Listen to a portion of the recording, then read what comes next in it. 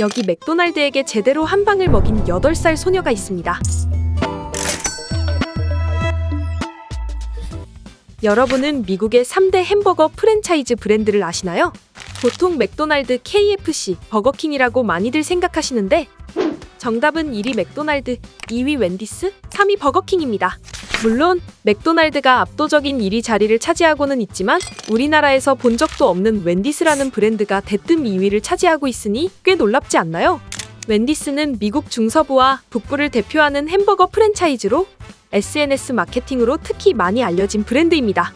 빨간 머리 앤을 닮은 웬디스의 대표 캐릭터 웬디가 지금은 X로 명칭을 바꾼 트위터의 엄청난 스타 중 한 명인데요. 무려 맥도날드를 저격하며 한동안 SNS를 뜨겁게 달궜던 일명 트위터 비프 사건을 만들어낸 장본인이죠. 사건의 발단은 신선한 냉장육을 사용하는 웬디스를 홍보하기 위해 웬디가 트위터에 냉장육을 자랑하면서 시작되었는데요.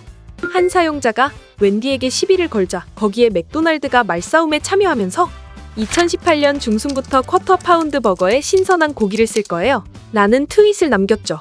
그러자 웬디는 맥도날드에게 와, 너희 그럼 그동안 버거에 냉동육을 쓴 거야? 라고 바로 리트윗을 남기며 응수했는데요. 이 트윗은 무려 24억 명에게 노출되었고 맥도날드와 나눴던 짧은 대화가 화제가 되면서 웬디는 24만 명의 팔로워를 얻게 되었죠. 웬디 특유의 냉소적인 드립과 거침없는 저격이 트위터 사용자들에게 엄청난 호감을 산 것인데요. 웬디스는 이 트윗의 효과가 꽤나 마음에 들었는지 이후 아침 메뉴를 런칭할 때 냉동 계란과 냉동 베이컨을 사용하는 맥도날드를 재저격하며 맥도날드 에그 머핀의 명복을 빕니다 라며 비꼬는 트윗을 남기기도 했죠. 묘하게 얄미운 웬디의 성격이 자칫 조금만 잘못하면 비호감으로 보일 수도 있지만 웬디스는 웬디의 악동 이미지를 살리되 절대 선을 넘지 않도록 5명의 SNS 전담 코어팀이 철저히 웬디를 컨트롤하고 있습니다. 웬디의 사고 과정에 대한 가이드는 물론 어디까지나 웬디가 8살 소녀인 점을 강조하며 사회적 약자에 대한 차별적 발언이나 과도한 욕설 같은 멘트는 모두 SNS 코어팀에서 걸러지게 되죠. 이 때문에 웬디는 얄궂지만 절대 미워할 수는 없는 캐릭터로 매년 1월 12일 웬디스에서 여는 내셔널 로스트 데이가 되면 수많은 브랜드들이 자신을 저격해달라며 웬디의 트위터에 줄을 서는 수준입니다.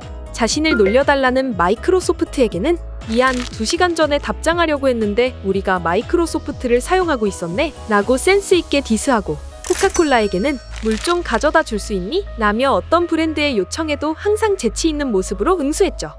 다만 한 가지 아쉬운 점은 웬디스가 해외 진출에 그닥 적극적이지 않다는 것인데요.